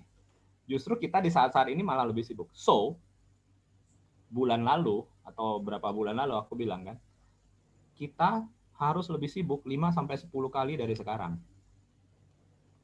Bisa enggak? Nah, inilah makanya tujuannya kita konsisten seperti ini. Sebenarnya bukan untuk siapa. Albert sama Clara nanti melakukan ini sebenarnya yang mendengar tentu saja kita yang mendengar, aku, Pak Handoyo ya, Bro Indra, Livin ya, tentang teman-teman yang mendengar acara ini pasti mendapat manfaat, benar nggak? Pasti dong. Betul. Tapi yang paling banyak mendapatkan manfaat itu siapa sebenarnya? Yang ngomong. Mereka sendiri, mereka berdua. Iya. Pasti. In the long run mereka berdua itu yang paling banyak mendapat manfaat. bukan kita yang mendengar. Ya kita pasti mendapat manfaat, tentu saja kita berterima kasih kepada mereka. Tapi yang paling banyak mendapat manfaat itu mereka sendiri. Mereka push the limit, push their limit, gitu loh. Sehingga yang tadinya wis berantakan nih, sibuk kan, tadi Albert bilang kan, sibuk nih, overload. Ya gue juga overload, semua orang juga overload. Tapi lama-lama itu kan kayak otot kan harus dilatih kan, muscle-nya kan harus dilatih kan. Harus stretch. Pada saat muscle itu dilatih 10 kilo, ya kita merasa wah ini kayaknya barbel 10 kilo, waduh dumbbellnya 10 kilo berat banget kan gitu loh. Tapi lama-lama 10 kilo itu enteng kan, kita jadi 15 kilo. Kita jadi 20 kilo. Jadi 2000 halaman lah minggu depan ya kok ya. Muscle-nya itu kita latih gitu. Kita cek muscle-nya Albert. Nah, dengan itu juga sebenarnya makin sibuk kita latihan apa sebenarnya? Sebenarnya apa enggak, Pak? Makin sibuk kita latihan apa, Pak? Kita latihan prioritas. Iya, time management. Kita latihan prioritas, kita latihan fokus. Kalau kita tidak sibuk, kita nggak bisa milih. Maka kita akan milih semuanya. Kacau banget. Pada saat kita sibuk banget, nah, muscle kita untuk milih, untuk fokus, itu terlatih. Ada yang kita bisa tegain. Itu latihan tega namanya. Untuk sukses, bukan hanya membawa sebanyak-banyaknya, tapi juga untuk sukses membuang yang tidak penting. Itu paling benar. Untuk terbang tinggi, kita perlu buang yang nggak perlu, benar nggak? Buat tubuh kita seringan mungkin sebenarnya. Jadi itu latihan. Nah, tujuan kita sesibuk-sibuknya itu sebenarnya itu buat latihan prioritas, latihan fokus, latihan tegain yang memang nggak bisa gitu loh, sudah selesai gitu loh. Jadi membuat kita latihan jadi nggak rakus sebenarnya ya. Kalau semuanya kita bisa, kita mau semua, nah itu yang bahaya gitu kan. Nah, pada saat kita, makanya gampang. Kalau orang, kayaknya aku pernah ngomong sama Aldo sama Clara ya. Kalau orang masih mau semuanya, masih mau ngerjain semuanya sekaligus, artinya dia masih kurang sibuk. Iya betul kok. Saya ngerasain kok. Ya, jadi kalau dia masih mau ngerjain semuanya dan masih sempat, itu artinya dia belum sibuk, belum cukup sibuk. Maka harus kasih lebih sibuk lagi. Maka dia suatu saat akan tega, dia akan teriak sendiri, gue harus buang yang ini. Ya, titik. betul. Pada saat itu dia mulai belajar, dia mulai bisa fokus. Disitulah belajarnya dia. Gitu. Dulu makanya saya pernah ngomong tuh, saya lebih suka sibuk daripada santai. Karena dengan saya sibuk, saya pasti disiplin. Saya punya time management yang bagus, dan saya prioritas. Karena saya udah ibaratnya nggak punya waktu, akan tereliminasi dengan sendirinya kalau bukan prioritas. Akhirnya walaupun kalau cukup kita sayang nih masih bisa dikerjain. Sekarang aduh sorry deh, next gitu. Udah mungkin gitu. Kita juga sekali kita bisa negain sesuatu seperti itu, besok negainnya lebih gampang kan gitu loh. Betul kok, betul banget. Ya, dan jadi muscle kita tuh terlatih sebenarnya. Dan jalannya jadi lebih clear kok. Dalam arti fungsinya kemana tuh kelihatan lebih clear karena itu yang tidak akan tereliminasi secara spontan. Jadi ternyata dorongan hati kita ke sana, itu kan kita udah nggak sempet mikir, ya kan kita lakukan akhirnya baru gini, loh ternyata ini ya. Pada saat kita disuruh mikir kita bingung gitu kan. Tapi pada saat just do it gitu loh, orang bilang just do it ya just do it gitu. Nah itulah langsung tereliminasi, kita langsung tahu konsennya kemana. Jadi refleks sudah refleks, nggak perlu mikir lagi, nggak perlu nyayang lagi, nggak perlu merasa sayang. Betul. Ya udah terpaksa kalau nggak kita yang mati kan gitu. Ya memang harus maksa, awalnya maksa sampai menjadi habit kan ya kok ya, sampai menjadi bagian dari diri kita. Makanya saya dulu juga cuma jadi Selasa, Kamis, Sabtu biasa bisa saya kabur-kabur, bisa ngopi-ngopi dulu. Apa sekarang gini mikir, aduh, wah gue mesti nongkrong nih jam 4 di rumah. Atau pokoknya harus standby gitu ya. Karena apa? Ada rasa tanggung jawab ya kan. Terus berpikir juga, kalau saya sih terus terang, bukan mikir apa ya, saya pikir ini adalah latihan buat diri saya. Untuk lebih terorganize ya kan. Terus komitmen terhadap diri sendiri dan orang lain gitu kan. Ya mau seberapa besar kontribusi itu nomor 2 lah intinya. Tapi at least apa yang saya katakan ya harus saya lakukan gitu kan, udah Intinya, berjanji. habit kita yang terbangun itu membentuk apa? Karakter. Betul kok. Habit kita yang terbangun itu membentuk karakter. Ya nanti jadi desa ya kok. Sekuat apa, seunggul apa, ya bagaimana cara kita membangun habit kita. Itu doang sih sebenarnya. Iya, makanya kita ibaratnya ya Bet ya, mau ada yang join kek, nggak ada yang join kek. Jalan terus. Bukan untuk orang lain, tapi kita juga berpikir untuk diri kita sendiri. Benar nggak Bet? Setuju banget. Kita punya komitmen untuk melakukan ini, ya lakukan. Mau orang dengar nggak dengar nomor 2. Sama seperti aku lihat juga Sage Divine di awal offline ya kan kok ya, online ya kok ya. Itu dari yang ibaratnya cuman beberapa orang sampai akhirnya ya walaupun Koko tuh ibarat kata ya orang cuman gak nyampe 4 aja kita tetap jalan gitu. Jadi buat saya ngelakuin ini ya akhirnya lama-lama kan kita kebiasaan aja gitu ya kan. Nah ini nanti baru hasilnya akan dilihat nanti ya kan kok. Tapi ya ekspektasinya sebenarnya di awal saya sih cuman oke, saya mau support Albert, terus ini juga menjadikan satu kebiasaan karena saya pasti harus mempersiapkan materi sama Albert kan. Paling nggak Albert nih ada materi apa, saya harus baca, terus saya harus mikir kira-kira ini kayak apa sih isinya. Walaupun mungkin digital marketing ya, itu digital thing itu saya nggak begitu ngerti, tapi at least kalau saya nggak ngerti, udah saya telepon, Bet ini maksudnya apa, ini ngapain. Yes, bagus kan, artinya belajar sesuatu yang kuadran baru kan gitu loh. Iya, sesuatu yang baru, dan itu bagus gitu loh. Benar. Dan zaman kayak gini itu memang penting gitu loh. Sekarang saya udah mulai wah Bet kayaknya beneran deh. Saya udah harus belajar digital nih gitu loh. Nah, tapi dengan begini kan sedikit-sedikit nyicil ya kok ya. Pertama saya asal jangan mengharapkan dalam waktu 1 minggu ngerti langsung jadi expert seperti Albert. Ya nggak mungkin lah, Albert itu mah puluhan tahun, belasan tahun kali gitu. Mulai udah duluan ya, itu kan kapasitas. Mulai duluan aja. Kita tapi mulai duluannya udah lama, itu yang harus dikejar kan gitu loh. Bener kok. Nggak bisa dalam 1 malam 2 malam. Lihat kemampuan lah, butuhnya apa, ya coba ambil yang itu aja. Karena kan kita tahu kapasitas kita sendiri, ya kan? Kapasitas waktu, kapasitas otak, kapasitas kegaptekan. Nah, pada saat kita sudah terlalu sibuk, itu tadi benar kata Clara, kita lebih mengenal diri kita sendiri dan lebih mengenal apa yang kita mau. Pada saat kita sudah terlalu sibuk. Nggak sempet galau kok. Karena kita harus milih, benar nggak? Ya. Kita harus milih, itu masalahnya. Kalau kita tidak pernah memilih, kita nggak akan tahu dasar cara pilih kita, gitu loh. Dasar cara pilih kita adalah kepentingan kita, ya kan? Impian kita. Apa yang menurut kita akan mendekatkan kita kepada tujuan, benar nggak? Gitu loh. Kalau kita tidak pernah memilih dan memilih semuanya, maka kita benar-benar tidak tahu arah kehidupan kita. Kita nggak percaya, kita nggak believe, kita nggak yakin di mana kita sebenarnya menuju gitu loh. Nah, makanya buat kita pada pilihan. Ya pada saat waktunya tight banget kan kita juga nggak punya waktu panjang untuk memutuskan. Ya kan itu akan spontan by feeling, kadang kita udah nggak sempet lihat-lihat lagi checklist segala macam, by feeling udah kanan kiri depan gitu hajar. Nah nanti ya dalam perjalanan tetaplah kalau memang ibaratnya memang wah ini bukan tepat, kita juga masih punya waktu kok untuk putar balik. Iya, tenang aja, bukan kayak apa juga kan, kita bisa revisi.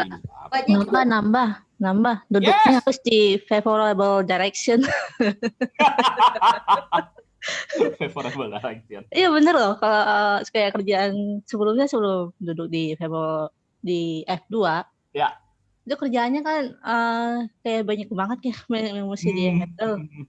Ya sampai bingung ini mesti kerja yang mana dulu ya. Yes. Karena sampai semuanya urgent jadi nggak ada prioritas gitu loh. Bingung sendiri.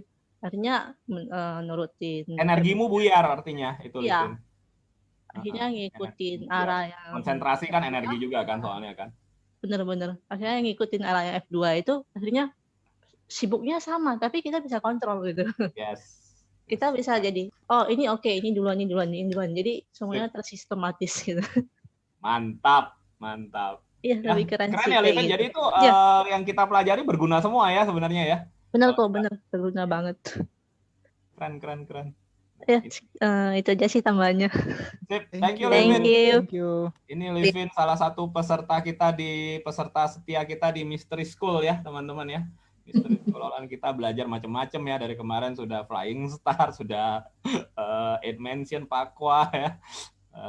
Terakhir kita kemarin ke Cimen ya. Nah, ke Feng Shui semua ya. Jadi ada arah yang menguntungkan dan arah yang tidak gitu ya. Oke, Clara, Abad, silakan.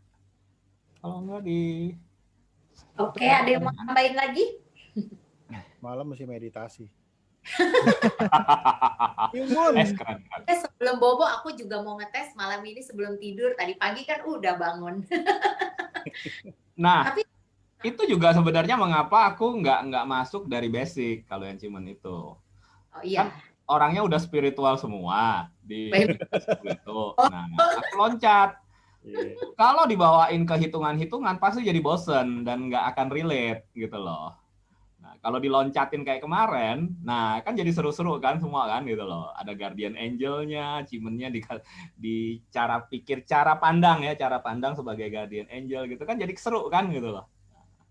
Tapi memang sebelum kita bisa visual lah, mau manifesting lah segala macem, tetap aja harus menentukan arah dulu kok, ya kan? Karena kan meditasi gini, tunggu minta apa ya? Nah iya. Nah, dan jangan kebanyakan, satu dulu ya, jangan semuanya listingnya dicek semua, rakus namanya. Makanya kita juga belajar bersabar kan dengan proses kan, bahwa semuanya tuh harus step by step, mulai dari yang dasar dulu, apa yang yang kita mau, yang paling dasar dulu, karena yang dasar ini akan mendorong yang lain misalnya. Ya dalam waktu kan kita juga akan improve kan, terus oh ya udah permintaan kita berubah atau gimana, seperti doa-doa kita juga lah, ibarat kata dari tahun lalu sekarang pasti beda ya kan, fokusnya lain kok ya kan. Itu juga melatih sih sebenarnya, pada saat kita lagi sibuk-sibuk banget kita malah jadi tenang, bukannya tambah stres. Ya. Gitu. Itu mengingatkan kembali fokus kita kok jadinya. Pada saat kita memeditasikan atau mendoakan intensi kita tentang goal kita, itu mengingatkan kembali. Jadi pada saat melakukan aktivitas, kita tetap pada saat kita mau pecah fokus atau kita mulai miring-miring keluar jalur, itu langsung ada yang reminder di kepala, kayak ngingetin, oh iya benar, harus balik. Karena apalagi kalau udah ritual ya, misalnya pagi bangun, orang berdoa, meditasi, malam pasti akan diingatkan, dan itu nggak mungkin akhirnya benar-benar pikiran kita tuh udah jelas arahnya, tracknya, terutama tracknya ya. Jadi nggak pindah-pindah track di perjalanan. Oke, Abed ada yang mau ditambahin lagi sebelum kita ada. Silakan tutup aja. Nah, hari ini kayaknya Abed agak ngebut karena materinya lumayan ya, Bet ya, maksudnya. Lumayan. Jadi malam mau ngajar nggak, Bet? Jangan dulu kok. Aku persiapan minggu depan kok. Minggu depan ada berapa kelas? 3, 4. Ada kelas workshop 2 hari. Aduh, saya harus siapin. Saya harus siapin daily sharingnya 3 materi. Malamnya saya beresin. Udah banyak tuh yang daftar tuh. Tapi Rika yang handle. Iya.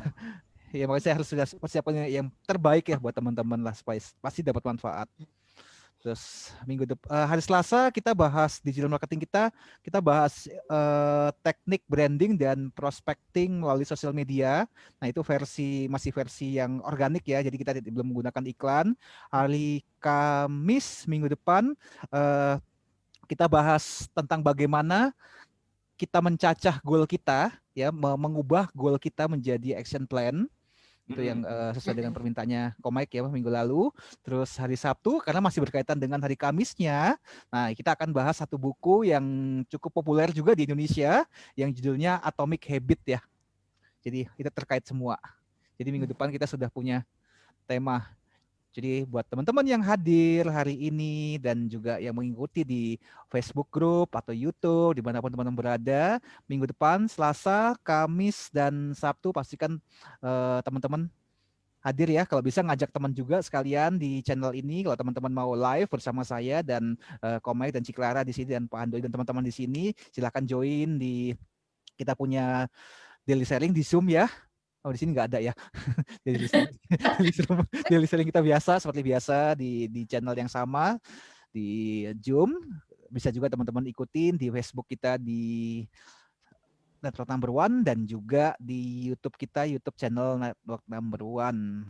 Bert, Itu mau tanya, aja dari saya. Hah? yang 2 hari itu digital marketing kan juga terbuka untuk umum ya, boleh Terbuka daftar untuk kan? umum, boleh, Semua boleh. orang boleh, semua orang boleh. Nah, Terbuka itu untuk umum. ingetin lagi dong tanggalnya, Hari, saya nggak hafal tanggalnya, yang pasti hari Jumat Sabtu. Jumat Dua- depan. Sabtu tanggal berapa itu? 23, 24. Bahas benar-benar mindset 24. digital. Nah, itu pengalaman saya bertahun-tahun, semua saya akan rangkum semua di dalam 2 hari itu. Benar-benar pasti akan Ada akan brosur dapat kasih, ada mau dong. dong tampilin. Komik ada nggak brosurnya? Di laptop saya nggak ada. Iya, tahu nih si Albert kok deh. Ih, ini yang harus ini sebentar. Gimana? Ada nggak ya? Dadak lagi. Sebentar. Untung ada support system. Baik. Masukin di Facebook ya. Buka Facebook gua aja, Bet. Facebook? Facebook gue. Oh, bentar. Timeline. Lalu share coba. Iya. Ya. Ada lihat lagi ngingetin. Sebentar. Ada kontak personnya di situ juga ya.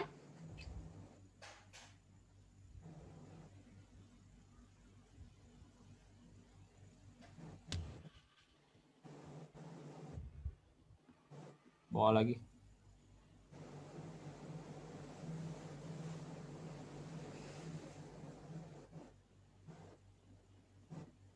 Lagi lemot ya. Jam segini. Iya. Jam-jam kritis ini. Bukan? Lemot.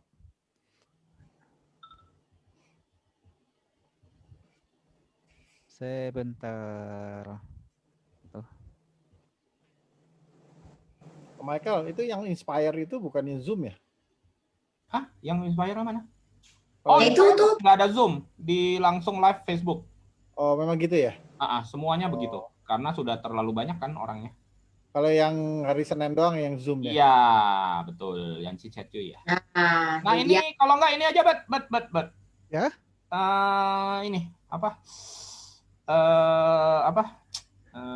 Ini pin gue atau ini. Pin. Oh, Layar sebentar. dulu. Oh, itu sudah ya, punya lu juga, gue sudah. Udah. Ya, Pin. udah.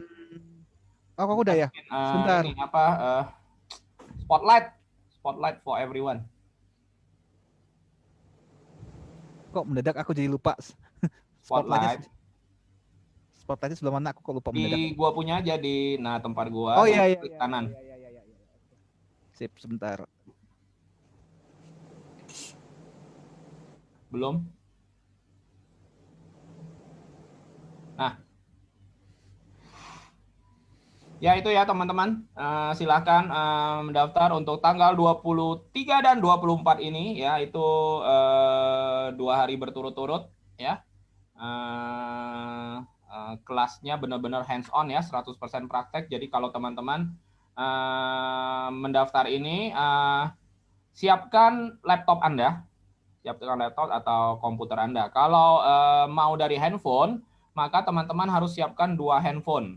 Dianjurkan untuk 2 handphone. Satunya untuk ngikutin Albert di Zoom, satunya lagi handphone untuk praktek ya teman-teman ya. Jadi enak ya. Kalau enggak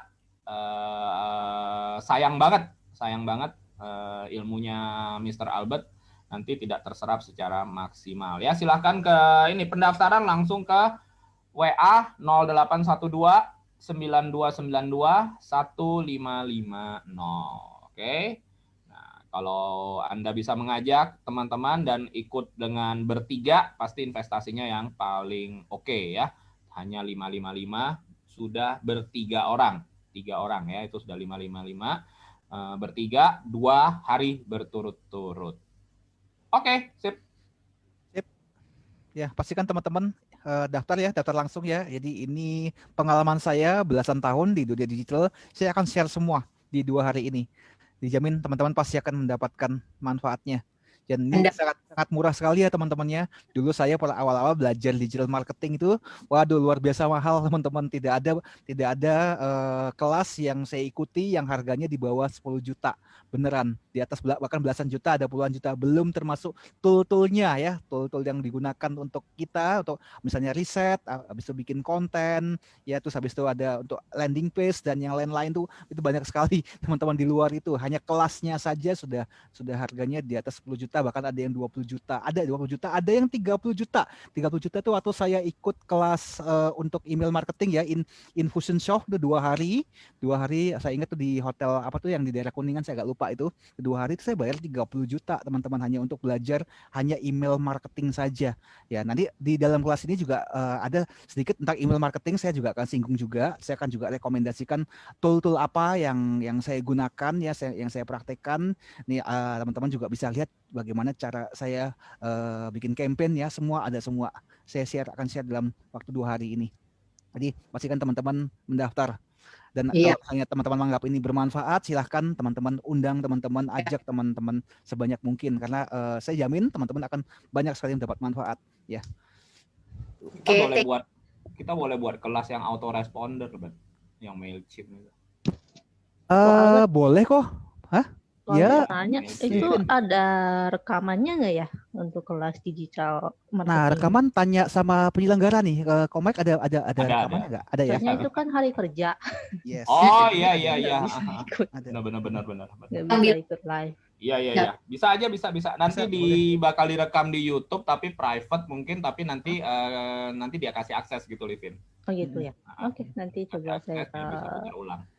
Kelas autoresponder ya kok. Aku sekarang nemu satu tool lagi kok. Toolnya tuh unik kok. Biasanya kalau kita email autoresponder kan kita mesti berbayar tuh kok. Berdasarkan jumlah kontak email kita berapa kan? Misalnya 10.000, 20.000 pasti itu naik terus kan. Nah sekarang saya ada nemu satu dan itu buatan orang Indonesia. Jadi itu hanya dicasnya berdasarkan email yang keluar. Dan itu sistemnya kayak isi ulang pulsa kok. Dan itu 125.000 sampai kontaknya 125.000. Kirim email ya? Iya, bener. Oh iya, kita tahu ya. Itu keren banget itu. Itu memang orang Indonesia itu. Fikri Fatullah, teman juga, teman baik. Oke, sip. Ayo udah boleh sih. Kita buat banyak yang kita bisa lakukan. Kalian kita undang dia dong untuk endorse. Boleh. Kelasnya boleh, untuk pakai toolsnya dia kan?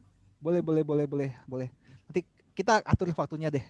Jadi di teman-teman di Network Number One kita akan banyak belajar ya macam-macam ya berkaitan dengan bisnis, marketing, sales, mindset bisnis, terus kemudian digital marketing ya. Jadi teman-teman yang merasa ini bermanfaat buat teman-teman, jangan ragu ya teman-teman, ajak teman-teman sebanyak mungkin untuk bisa bergabung di komunitas kita.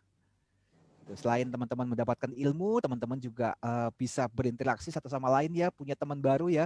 Karena kalau di dalam dunia bisnis yang namanya network, pertemanan itu sangat penting sekali ya. Ibaratnya kita punya satu istilah pakem yang tidak tertulis adalah banyak teman, banyak rezeki kalau di dalam dunia bisnis ini. Jadi jangan ragu teman-teman, join ke kita teman-teman ya. Kan banyak teman, banyak istri ya. Oh itu teman yang mana? Itu teman kita kalau gitu. Oke. Sampingan. Ada lagi yang mau ditambahin? Udah ya, Bet ya? Udah, Cik Clara, monggo ditutup aja.